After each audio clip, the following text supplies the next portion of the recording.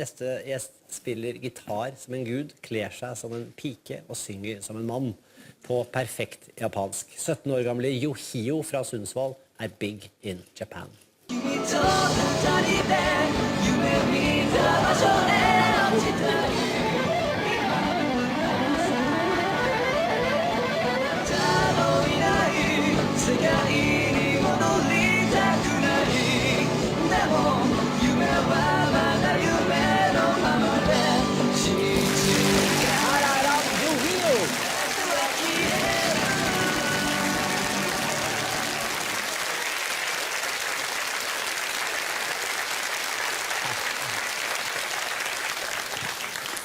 Ja, du Yohio, velkommen hit. Er det veldig annerledes å være gjest i et japansk talkshow eller et japansk tv-show som du har vært mye, og her?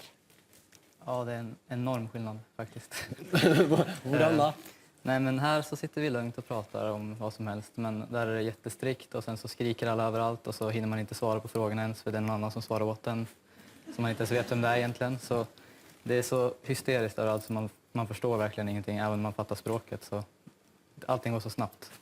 Men vi må spole litt tilbake, fordi du er altså, i dag er du 17 år, du er fra Sundsvall, i litt nord i Sverige. For det første så er du jo helt, som vi så i klippet her, helt ekstremt god til å spille gitar. Du spiller jo gitar som Hendrix. Og i tillegg så lærer du deg å snakke og synge japansk. For du kan snakke japansk også? Ja. Hvor bra da? Ja, alltså jag kan säga att jag förstår typ 85% i alla fall, och eftersom jag inte är där liksom hela tiden så blir pratet sämre. För jag har ingen att prata med här. Så, men när jag kommer dit så kan jag ju prata väldigt bra liksom, när jag har varit där i 2 veckor och liksom fått värmt upp och prata med folk. Hvordan begynte du å lære japansk? Er du selvlært, eller har du lært det på skole?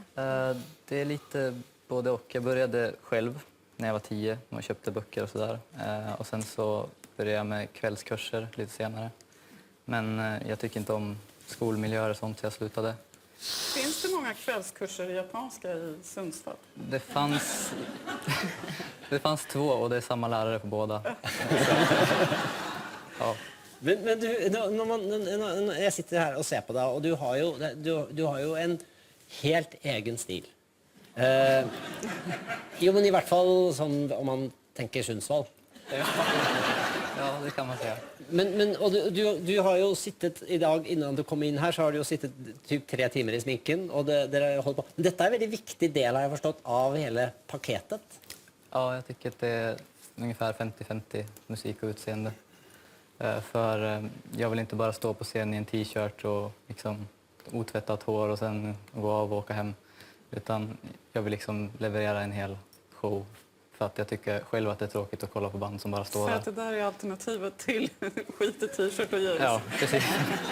Det här är mitt alternativ. Det er helt andre veien. Men det er jo, man kjenner jo igjen også menn som kler seg ut som kvinner, kjenner man jo litt igjen fra rockkulturen vår i den vestlige verden også, altså David Bowie til eksempel. Ja.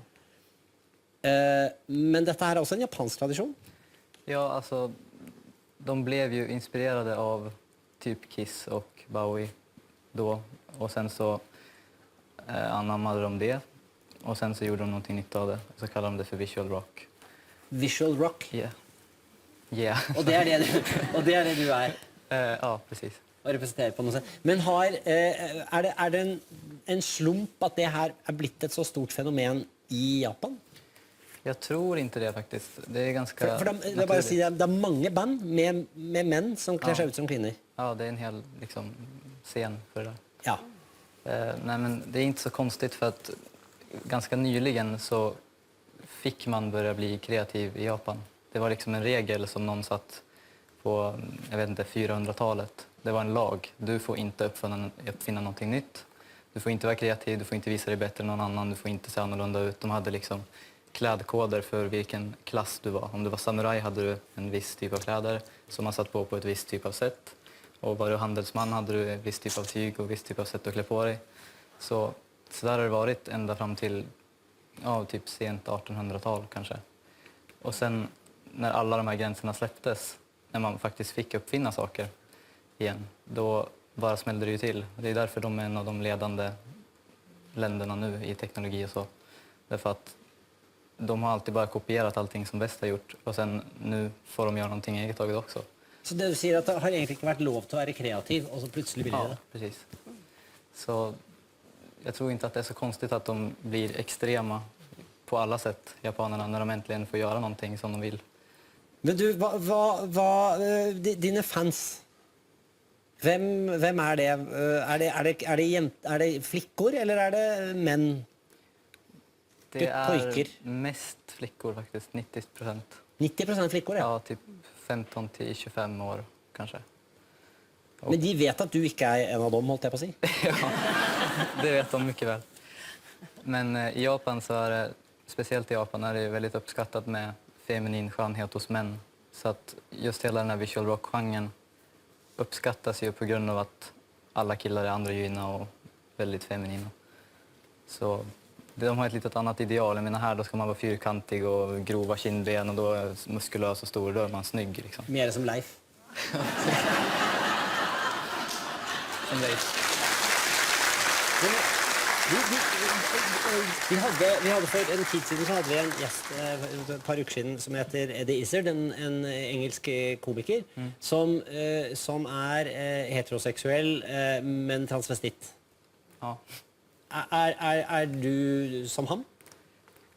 Det skulle jag kanske inte påstå direkt, men man kan väl säga så, för att jag är ju heterosexuell och jag klär mig som tjej, så att det är ju ganska logiskt att jag är likadan. Men jag ser mig inte direkt som transa, eftersom det här är ändå en japansk populärkulturgrej. Och Det er jobben din, rett og slett.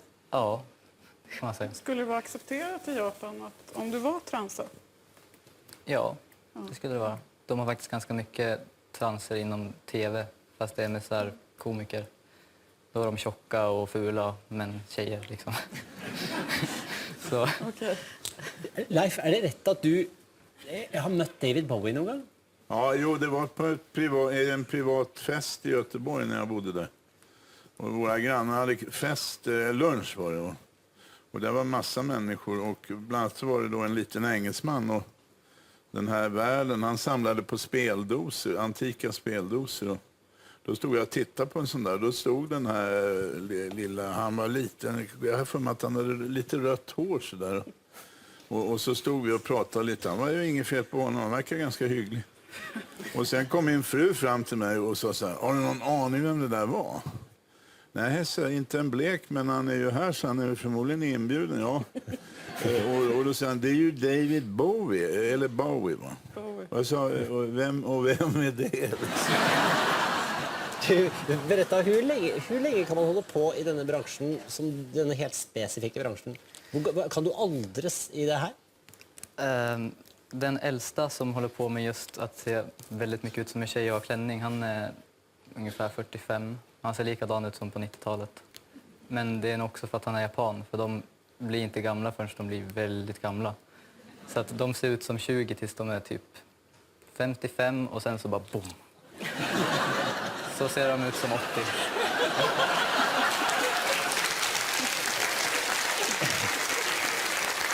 Ja. Har du lust att prova?